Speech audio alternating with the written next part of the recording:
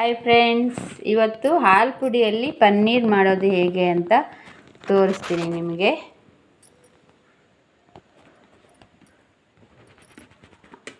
ಅಂಗನವಾಡಿಯಲ್ಲಿ ಕೊಡುವ ಹಾಲಿನ ಪುಡಿಯಿಂದ ಪನ್ನೀರ್ ಮಾಡುವುದು. ಪನ್ನೀರ್ ಹೇಗಿರುತ್ತೆ ಅಂತ ತೋರಿಸ್ತೀನಿ ನೋಡಿ. ಎಷ್ಟು ಸಾಫ್ಟಾಗಿ ಇರೋ ಪನ್ನೀರ್ ಹೇಗೆ ಮಾಡೋದು ಅಂತ ನೋಡ್ಕೊಂಬರೋಣ. ಅಂಗನವಾಡಿ ಹಾಲು ಪೌಡರಲ್ಲಿ ಒಂದು ಪಾತ್ರೆಯಲ್ಲಿ ಬಿಸಿ ನೀರು ಕಾಯಿಸ್ಕೊಂಡು ನೀರಿಗೆ ಹಾಲು ಪುಡಿ ಹಾಕಿ ಈ ಥರ ಹಾಲು ಮಾಡ್ಕೋಬೇಕು. ತೆಳ್ಳಗೆ ಹಾಲು ಥರ ಇರಬೇಕು. ಕಾರ್ಡ್ ಇಟ್ಕೊಂಡಿದ್ದೀನಿ. ಈಗ ಇದನ್ನು ಒಲೆ ಮೇಲೆ ಇಟ್ಕೊಳ್ಳೋಣ. ಈಗ ಅದಕ್ಕೆ ನಿಂಬೆಹಣ್ಣು ಬೀಜ ಎಲ್ಲ ತೆಗೆದು ನಿಂಬೆಹಣ್ಣು ಹಾಕಿ ರಸ ಹಾಕ್ಕೋಬೇಕು. ಸ್ವಲ್ಪನೇ ಹಾಕ್ಕೊತ ಮಿಕ್ಸ್ ಮಾಡಿದ್ರೆ, ಈಗ 4-5 ಡ್ರಾಪ್ ಹಾಕಿದ್ದೀನಿ. ಚೆನ್ನಾಗಿ ಹಿಂಗೆ ಮಿಕ್ಸ್ ಮಾಡ್ತಾ ಕುದಿಸ್ತಾ ಬಂದರೆ ಕೆನೆ ಬಿಡುತ್ತೆ. 1-2 ಸೆಕೆಂಡ್ ಬಿಟ್ಟು ಮತ್ತೆ ನಿಂಬೆಹಣ್ಣಿನ ರಸ ಹಾಕ್ಕೋಬೇಕು.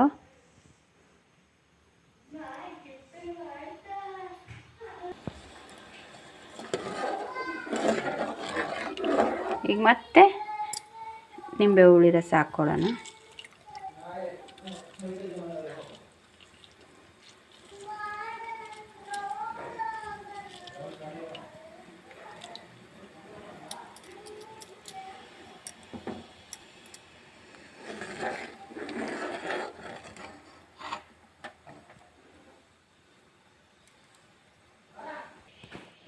ನೋಡಿ, ಕೆನೆ ಥರ ಶುರು ಆಗ್ತಾಯಿದೆ. ಈಗ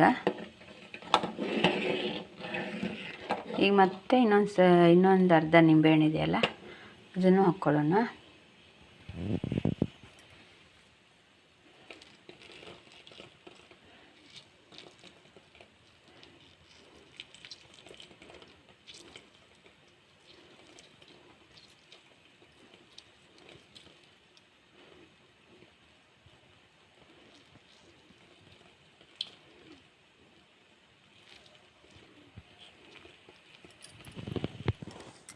ಈಗ ಒಂದು ಫುಲ್ ನಿಂಬೆಹಣ್ಣು ಹಿಂಡಿದ್ದೀನಿ ನೋಡಿ, ಹೊಡಿತಾ ಬರ್ತಾಯಿದೆ. ಕಾಣ್ತಾ ಇದೆಯಾ?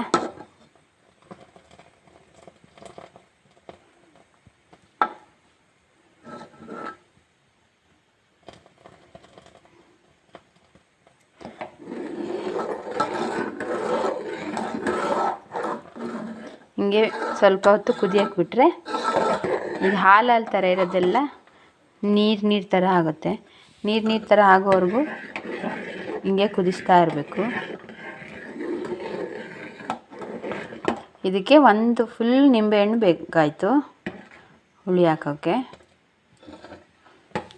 ನೋಡಿ, ಈಗ ಹಾಲು ಥರನೇ ಇದೆಯಲ್ಲ, ಇನ್ನು ಸ್ವಲ್ಪ ಹೊತ್ತಿಗೆ ನೀರು ಥರ ಆಗುತ್ತೆ ನೋಡಿ. ಈ ಥರ ಫುಲ್ಲು ನೀರಾಗಿ ಕೆನೆ ಸಪ್ರೇಟಾಗಿ ಆಗುತ್ತೆ. ಹಿಂಗಾಗಬೇಕು. ಈ ಥರ ನೀರು ಬರೋವರೆಗೂ ನಾವು ಕುದಿಸ್ಕೋಬೇಕು. ನಿಂಬೆಹಣ್ಣಿನ ಹುಳಿ ಸಾಕಾಗಲಿಲ್ಲ ಅಂದರೆ ಈ ಥರ ಆಗಲ್ಲ.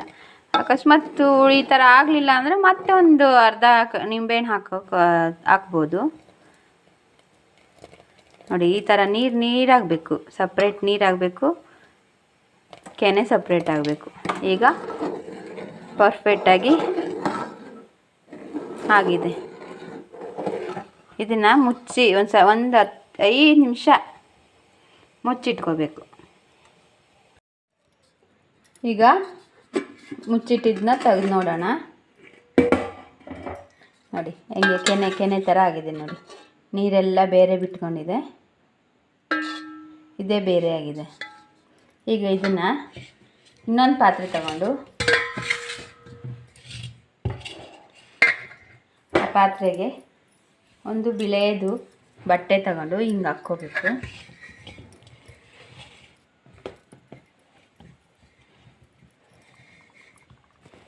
ಹಾಕಿ ಈ ಥರ ಒಂದು ಗಟ್ಟಿಯಾಗಿ ಹಿಂಗೆ ಕಟ್ಕೊಂಡ್ರೆ ಬಿಚ್ಚೋದಿಲ್ಲ.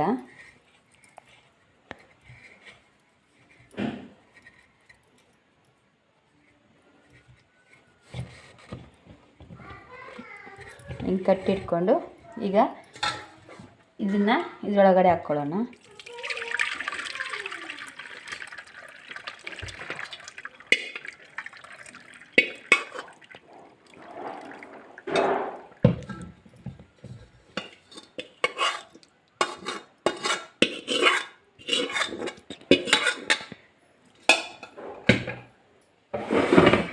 ಇದರಲ್ಲಿ ಹುಳಿ ಅಂಶ ಇರುತ್ತಲ್ಲ, ಅದಕ್ಕೆ ಇದು ಬೀಜ ಎಲ್ಲ ಇರುತ್ತೆ. ತೆಗ್ದಿದ್ದೀನಿ, ಆದ್ರೂ ನೋಡಿ ಬೀಜ ಇದೆ. ಇದನ್ನೆಲ್ಲ ತಕ್ಕೊಂಡು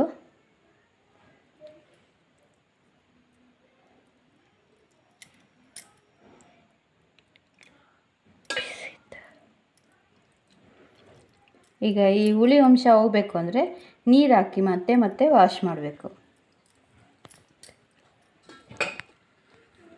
ಈಗ ನೀರು ಸ್ವಲ್ಪನೇ ನೀರು ಹಾಕ್ಕೊಂತ ಈ ಥರ ತೊಳಿಬೇಕು ಚೆನ್ನಾಗಿ. ಈ ಹುಳಿ ಅಂಶ ಎಲ್ಲ ಹೋಗೋವರೆಗೂ ಒಂದು 3-4 ಸಲ ತೊಳೆದ್ರೆ ಹೋಗುತ್ತೆ ಹುಳಿ. ನಿಂಬೆಹಣ್ಣು ಹಾಕಿರ್ತೀವಲ್ಲ, ಇದರಲ್ಲೆಲ್ಲ ಹುಳಿ ಇರುತ್ತೆ, ಹುಳಿ ಅಂಶ ಇರಬಾರ್ದು.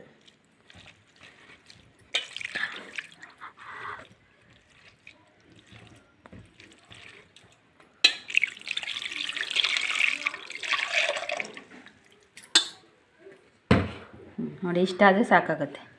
ಈಗೆಲ್ಲ ಹುಳಿ ಅಂಶ ಹೋಗಿರುತ್ತೆ.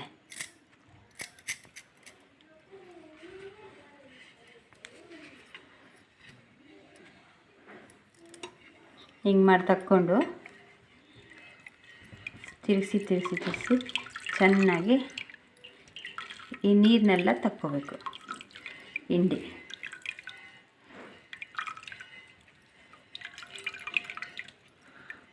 ಇದನ್ನು ಈಗ ತೆಗೆದು ಸೈಡಿಗೆ ಇಟ್ಕೊಳ್ಳೋಣ. ಈಗ ಇದನ್ನು ಒಂದು ಶೇಪ್ ಮಾಡ್ಕೋಬೇಕಲ್ಲ, ಅದಕ್ಕೆ ಈ ಥರ ಸ್ವಲ್ಪ ಅಗಲ ಮಾಡ್ಕೊಳ್ಳೋಣ.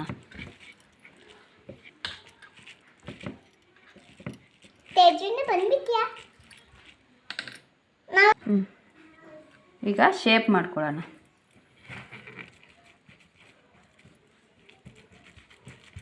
ಈ ಥರ ತಗೊಂಡು ಇಲ್ಲಿ ಚೌಕ ಮಾಡ್ಕೋಬೇಕು. ಇದನ್ನು ಮತ್ತು ಈ ಕಡೆ ಶೇಪ್ ಮಾಡಿ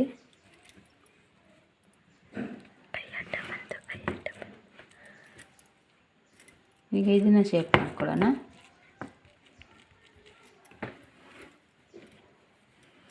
ಈ ಕಡೆ ಹಿಂಗೆ ಮಾಡಿಕೊಂಡು ಈಗ ಇದಕ್ಕೂ ಒಂದು ಶೇಪ್ ಕೊಡೋಣ. ಇಲ್ಲಿ ಒಂದು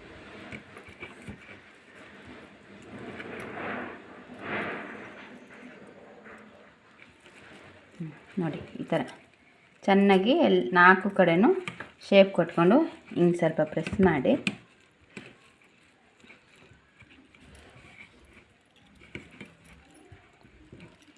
ಇದ್ರ ಮೇಲೆ ವೆಯ್ಟ್ ಇಟ್ಬೇಕು. ಇದೇ ನೀರೇ ಇಟ್ಬಿಡೋಣ.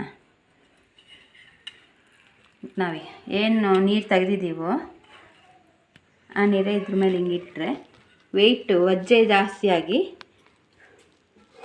ಪನ್ನೀರ್ ಗಟ್ಟಿಯಾಗಿ ಶೇಪ್ ಬರುತ್ತೆ. ಇದ್ರ ಮೇಲೆ ಬೇಕಾದ್ರೆ ಒಂದು ಕಲ್ಲಿಡೋಣ.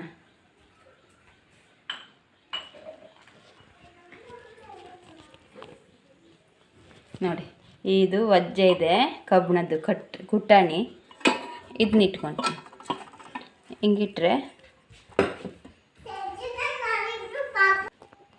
ನೋಡಿ ಈ ಥರ ವೆಯ್ಟ್ ಇಟ್ಟು ಈಗ ಇನ್ನೊಂದು ಅರ್ಧ ಗಂಟೆ ಬಿಟ್ಟು ಓಪನ್ ಮಾಡಿದ್ರೆ ಪನ್ನೀರೆಲ್ಲ ಚೆನ್ನಾಗಿ ಸೆಟ್ಟಾಗಿರುತ್ತೆ. ಪಾತ್ರೆ ಇಳಿಸಿದ್ದೀನಿ. ಪನ್ನೀರ್ ಹೇಗಾಗಿದೆ ನೋಡೋಣ.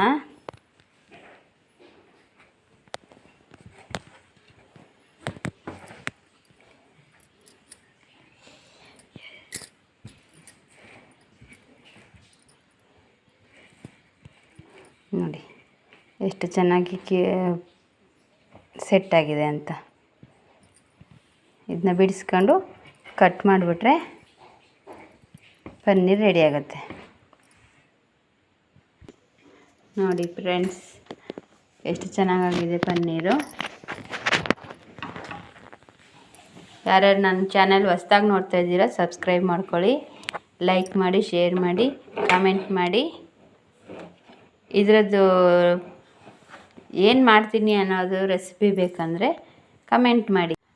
ನೋಡಿ ಫ್ರೆಂಡ್ಸ್, ಪನ್ನೀರು ಕಟ್ ಮಾಡಿ ಇಟ್ಕೊಂಡಿದ್ದೀನಿ. ಎಷ್ಟು ಚೆನ್ನಾಗಿ ಕ್ಯೂಬ್ಸ್ ಆಗಿ ಬಂದಿದೆ ಅಂತ ನೋಡಿ.